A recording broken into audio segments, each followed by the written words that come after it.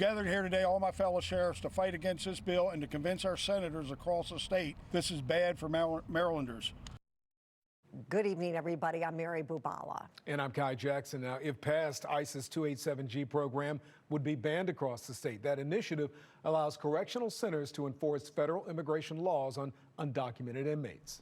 Fox 45's Rebecca Pryor joins us live with a closer look at both sides of this argument. Rebecca.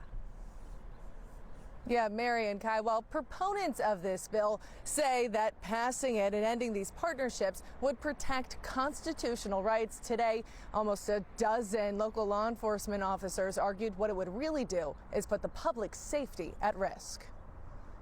I want to thank each of you for coming out today. Nearly a dozen sheriffs from across the state descending on Annapolis today, taking aim at a bill they say would handcuff them from combating crime. So it actually should be titled the Place Marylanders in Danger Act, because that's what it effectively does. If passed, this bill would make Maryland the most progressive sanctuary state in the country. House Bill 1222, or the Maryland Values Act, would prohibit local law enforcement from entering formal partnerships with ICE under the 287G program, which allows detention centers to hold non-citizens for up to 48 hours at ICE's request. The 287G program is a program that only exists in the jail, not on the street. We don't make decisions. We don't decide who is removed. We don't decide who is detained eventually.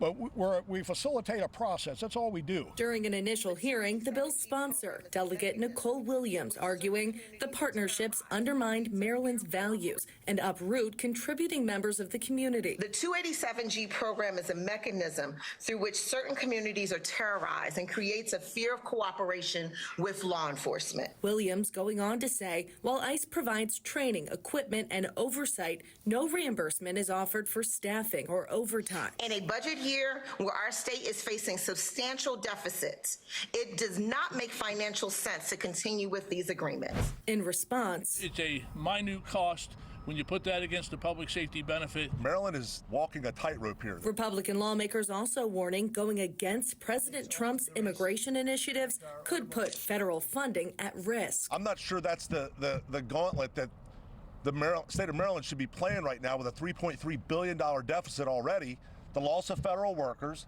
and now this is your plan to continue to advocate for the criminals that prey upon our communities. While many Maryland counties are currently attempting to join the program, Cecil, Harford, and Frederick are the only active 287G partners, Frederick County being the longest standing participant nationwide, assisting in removing more than 1,700 undocumented immigrants since 2008. Many of them dangerous felons. ICE's deputy assistant director adding in PG and Howard County, 2 sanctuary jurisdictions, over the last 5 years, ICE has issued more than 600 detainers, 50 of them for homicides. The idea that this is getting low-level criminals is misguided, right? These are massive public safety threats. What it's going to do is going to invite every criminal that can't go to Virginia, can't go to West Virginia, can't go to the surrounding jurisdictions, bring them into Maryland without consequence of being removed or deported from this country. The bill clearing the House with an overwhelming majority, now making its way to the Senate for more debate,